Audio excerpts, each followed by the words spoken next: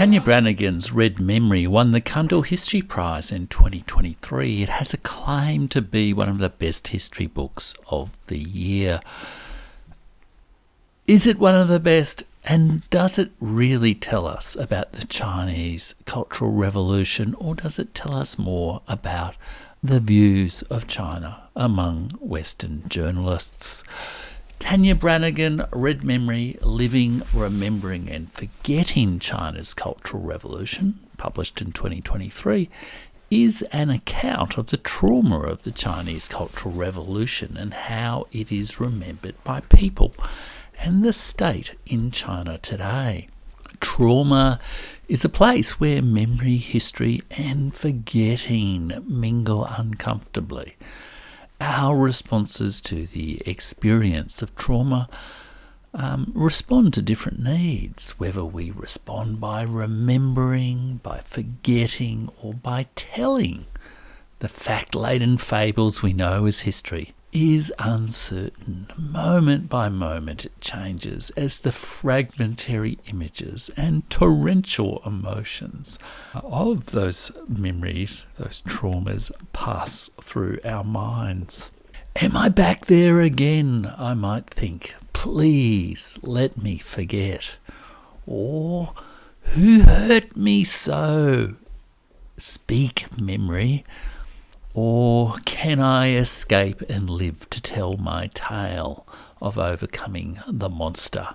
It's time to sit down and pen some history. Negotiating these erratic surges of emotion and response can consume a lifetime and overwhelm a life's meaning. They are not easily negotiated. Finding peace in a therapeutic relationship may take years and still fail. Years of drinking or drug misuse or other traps of the mind's making may quieten the demons for a while and still fail. Outward success may smother the pain in sunshine and still fail. And for some people and for some traumas, no compromise is ever found. If individuals find it difficult to find peace between their warring impulses to remember or to forget or to narrate their trauma in history, how much harder is it for China, a society of 1.4 billion people and a civilization of several millennia? And the traumas that China experienced during the Chinese Cultural Revolution between the mid-1960s and the mid-1970s were very great indeed. Many strange, difficult things were done by the Red Guards and others in the Chinese Cultural Revolution. We've known since the foundation of social psychology that crowds can respond unpredictably and in blood-curdling ways to the witness of trauma. Whole nations have struggled with more or less success processing their stories and images of war guilt, defeat in war, and complicity in the horrors of war. China is more than a nation. It is a civilization, and the Chinese Cultural Revolution was in part a war of red guards, of red utopias against that cultural legacy. When you tour the Summer Palace in Beijing today, you can see the statues and artworks defaced by the Red Guards in the 1960s, but also by the British Imperial soldiers in a looting phase in the 1850s.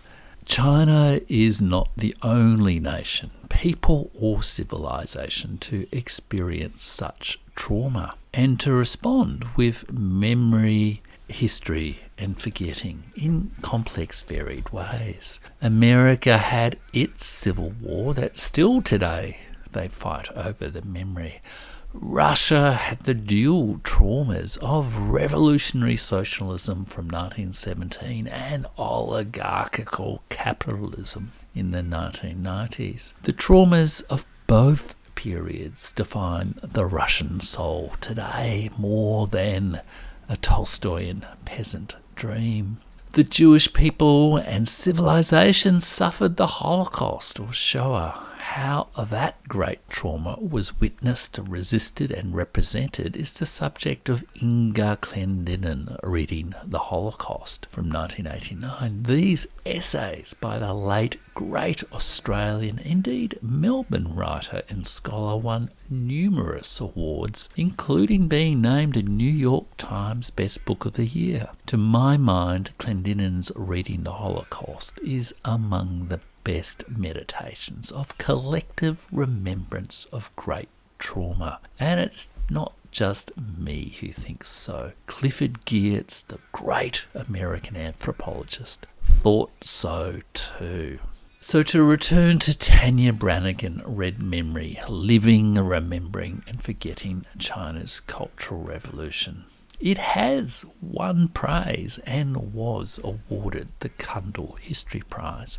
But though it works similar themes, it does so, I think, with less insight, less scholarship, and less empathy than Inga Clendenin's benchmark study of trauma. Branigan's book is simply not in the same league, despite all the praise by fellow journalists of this haunting masterpiece. Red Memory sets out in vignettes the history, experiences and impaired memories of the Chinese Cultural Revolution. In her years as a British journalist in China, Branigan interviewed a group of Chinese people about their memories of the Chinese Cultural Revolution and how those memories interact with the public history told by official institutions, and how it interacts with the desire of many Chinese, not just to tell history, but to forgive and to forget.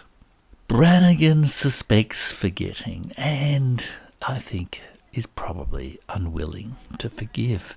She sheets the blame onto the Chinese Communist Party and presents Xi Jinping as a new reincarnation of the Red Terror. At times, the book does not get much beyond the standards of inquiry into China that we have come to expect from much of the Western mainstream press, particularly in Australia, Britain and America, from the Murdoch press. There are moments of poignancy and passages of great beauty in Branigan's book. At times, Red Memory seems to want to break through to a deeper humanistic inquiry, quote, about the worst that can happen and how we face it. The haunting worst that Branigan most skillfully describes is how intimate friends and family members betrayed each other in the wild denunciations and affirmations of the Chinese Cultural Revolution. She writes, "The Cultural Revolution showed that one thing was more terrifying than a stranger, someone close to you. To know a person was no longer the kernel of trust, but of suspicion." Red Memory provides sometimes intimate portraits of a dozen or so Chinese people Branigan met in her years reporting for The Guardian. We see into their apartments, we hear their often conflicted feelings about whether to remember or whether to forget. We glimpse fragments of a cruel record of history in photographs, denunciations and murders. But do we ever really hear their voices? Branigan writes in the form she knows best. Red Memory is a collection of feature stories presenting well-known tropes and sometimes unfamiliar details about the lives of these individuals. In some ways, this manner of writing may be the book's strength. Feature journalism is a well-loved style among some, although I wonder if it is fading. It can bring this extraordinary story of the Chinese Cultural Revolution to a broad public in an engaging way, in its simple humanity, ordinary virtues, and common vices. But I found the fault of the feature writer also made its way into Branigan's book. The feature writer becomes the story. She writes herself into the story far too much, and in a way that crowds out the Chinese voices or any real inquiry into the history. We read not the subtleties of what the victims of this great trauma feel today, but how Branigan responds to them. She is not happy about how some of them want to let go of these events from 60 years ago. She records honestly the resistance to her that she encounters. Some interviewees say she is trading in stereotypes and that she neither knows nor understands their Chinese history. The feature writer in Branigan tags these characters as true party hardliners.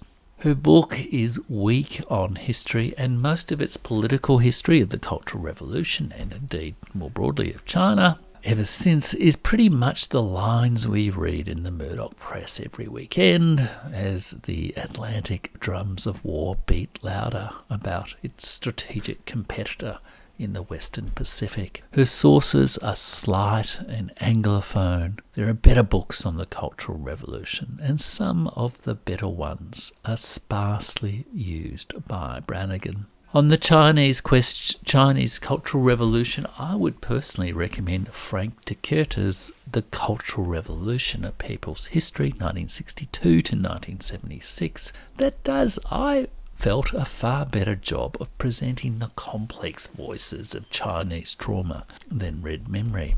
I also discovered Yang Zhisheng, The World Turned Upside Down, A History of the Chinese Cultural Revolution from 2016, translated from Chinese in 2021, which does so from a Chinese perspective, quite critical of the current Chinese state, but I'm yet to make my way through that book.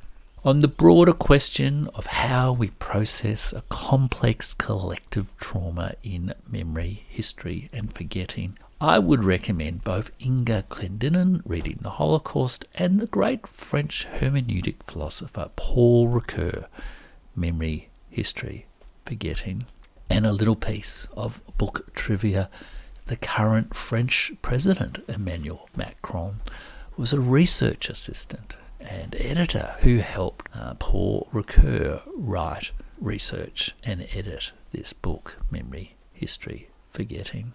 I would encourage readers to learn about this great trauma and complex decade of events, the Chinese Cultural Revolution, and what it tells us, not just about the Chinese Communist Party and Xi Jinping, who Branigan refers to every 10 pages or so in Red Memory, but about all human responses to trauma through history. Another way to do so is to watch the great film Farewell, My Concubine, directed by Chen Kagi. Oddly, although Branigan refers to Chen Kagi as a director who emerged in the 80s and 90s, she never once refers to this masterpiece film in her book. But I learned more from Farewell, My Concubine than I did from Red Memory, and I'll be doing a review of Farewell, My Concubine, or an introduction to Farewell, My Concubine on the channel shortly. And in the meantime, why don't you check out my video on my 5 favourite history films that includes the great, marvellous treatment of the Chinese Cultural Revolution and indeed most of China's 20th century history, Farewell, My Concubine.